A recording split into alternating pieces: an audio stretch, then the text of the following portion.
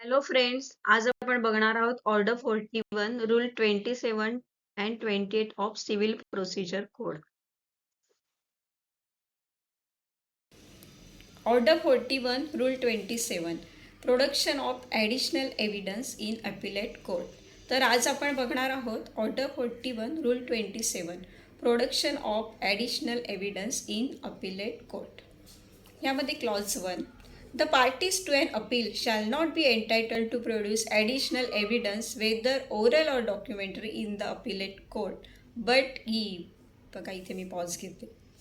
ते काय सांगितलेलं आहे बघा. आता ट्रायल कोर्टात दोन्ही पार्टीज हजर झाले, दोन्ही पार्टीने डॉक्युमेंट्स प्रोड्यूस केलेले आहे. ओरल ऑर डॉक्युमेंटरी एव्हिडन्स त्यांनी प्रोड्यूस केलेले आहेत आणि on the basis of that oral or documentary evidence कोर्टाने डिसिजन दिलेलं आहे.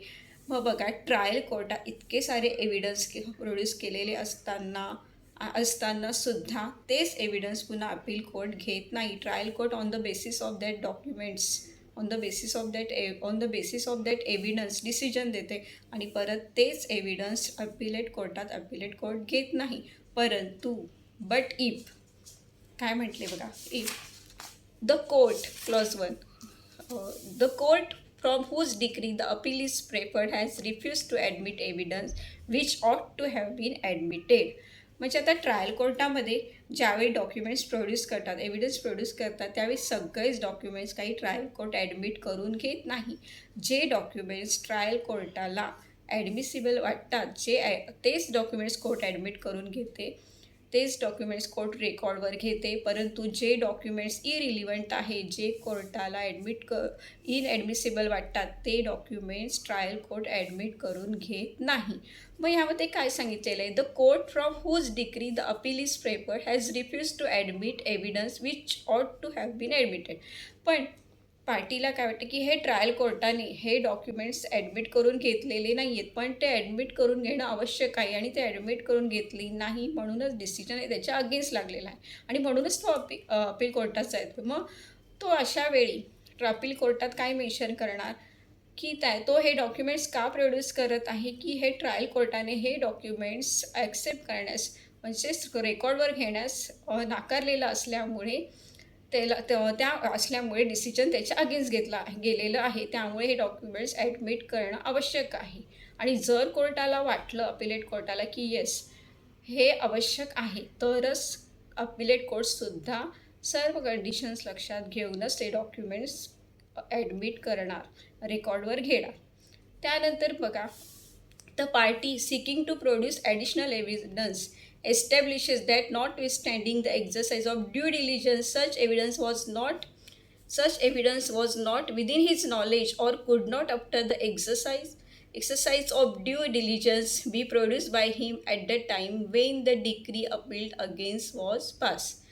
म्हणजे बघा, व्हेरी सिम्पल. त्याच्यामध्ये काय सांगितलेलं आहे बघा, the party seeking to produce additional evidence establishes that notwithstanding the exercise of due diligence. म्हणजेच ज्या पार्टीला अपिलेट कोर्टामध्ये ॲडिशनल एव्हिडन्स प्रोड्यूस करायचे आहे, त्या पार्टीने ट्रायल कोर्टात एव्हिडन्स प्रोड्यूस करण्याचा खूप प्रयत्न केला, ड्यू डिलिजन्स.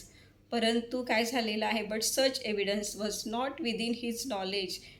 ते एव्हिडन्स त्यावेळी त्याच्या नॉलेजमध्ये नव्हते, त्याच्याजवळ नव्हते, किंवा बघा त्यावेळी त्याच्याजवळ ते एव्हिडन्स नव्हते किंवा त्याला माहीतही नव्हते की हे डॉक्युमेंट्स आहेत, की त्याच्यामुळे ते तो प्रोड्यूस करू शकतो. मग अशा वेळी बघा, विदिन टाईम प्रोड्यूस तो करू शकला नाही. अशा वेळी ऑर कुड not after the exercise of due diligence. म्हणजे बघा, त्या पार्टीच्या जवळ त्यावेळी ट्रायल कोर्टामध्ये ज्यावेळी हे डॉक्युमेंट्स प्रोड्यूस करायचे होते, त्यावेळी ते डॉक्युमेंट्स त्याच्याजवळ नव्हते किंवा ते त्याच्या नॉलेजमध्ये नव्हते, किंवा खूप प्रयत्न करूनही तो ते डॉक्युमेंट्स कोर्टात प्रोड्यूस करू शकला नाही. किंवा अजून बीमध्ये काय सांगितलेलं आहे, the appellate court requires any documents to be produce or any witness to examine to enable it to pronounce judgment or for any other substantial cause.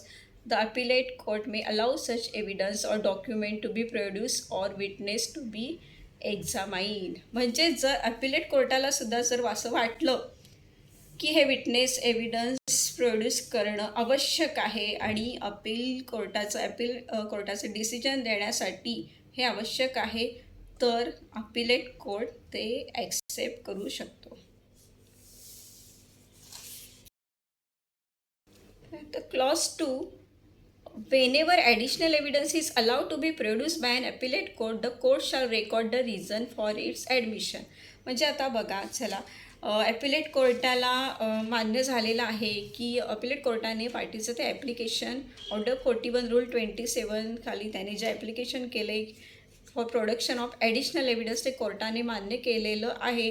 सर्व कंडिशन्स लक्षात घेऊन तर कोर्ट त्यावर ऑर्डर करणार आणि ते रिझन की by this documents R admitted, ह्या डॉक्युमेंट्सचे रिझन ही कोर्ट ऑर्डरमध्ये मेन्शन करणार. त्यानंतर बघा ऑर्डर 41 रूल 28मध्ये काय सांगितलेलं आहे, मोड ऑफ टेकिंग ॲडिशनल एव्हिडन्स. तर आता अपिलेट कोर्टाने ऑर्डर 41 रूल 27 खाली जे ॲपिलेटने ॲप्लिकेशन केलेलं आहे to produce additional evidence on record ते मान्य केलेलं आहे. त्याचे एव्हिडन्स कोर्टाने दाखल करण्यासाठी परमिशन दिलेली आहे आणि तसं रिझनही मेन्शन करून तशी ऑर्डर केलेली आहे. बट 28मध्ये काय सांगितलेलं आहे, where additional evidence is allowed to be produce the appellate court may either take such evidence or direct the court from whose decree the appeal is prefer. तो एव्हिडन्स रेकॉर्डवर घेऊ शकतो किंवा ज्या डिग्रीच्या अगेन्स्ट ते अपील प्रेफर झालेलं आहे आणि ती डिग्री ज्या कोर्टाने पास केलेली आहे त्या कोर्टाला तो डायरेक्शन देऊ शकतो की or any other subordinate court to take such evidence की तुम्ही तो एव्हिडन्स घ्या and send it when taken to the appellate court. म्हणजेच ॲपिलेट कोर्ट सबऑर्डिनेट कोर्टाला, ट्रायल कोर्टाला, ज्या कोर्टामध्ये डिग्री पास झालेली आहे त्या कोर्टाला डायरेक्शन्स देऊ शकतो की ॲपिलेट बघा, तर ॲडिशनल एव्हिडन्स प्रोड्यूस करण्यासाठी ॲप्लिकेशन अलाउ झालेलं आहे. ॲपिलंट कोर्टाने एव्हिडन्स घ्यायचा आहे रेकॉर्डवर, मग आता ते ट्रायल कोर्टाला डायरेक्शनही देऊ शकतात to take such evidence and send it again to appellate court.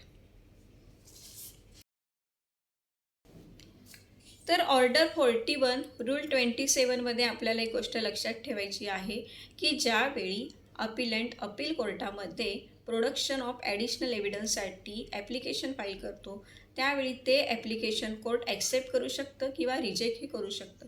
पण कोर्ट ॲक्सेप्ट कधी करणार, तर ज्यावेळी कोर्टाला असे वाटले की किंवा ज्यावेळी अपिलंटने प्रूव्ह केले की ते डॉक्युमेंट्स त्याने ट्रायल कोर्टात प्रोड्यूस केले परंतु ते डॉक्युमेंट्स ट्रायल कोर्टाने रेकॉर्डवर घेतलेले नाही, इनॲडमिसिबल इरिलिव्हंट असल्यामुळे ते रेकॉर्डवर घेतले नाही, किंवा ज्यावेळी ट्रायल कोर्टामध्ये हे डॉक्युमेंट्स प्रोड्यूस करायचे होते त्यावेळी ते त्याच्याजवळ नव्हते किंवा ते त्याच्या नॉलेजमध्ये नव्हते किंवा खूप प्रयत्न करूनही ते काही त्याला कोर्टात प्रोड्यूस करता आले नाही.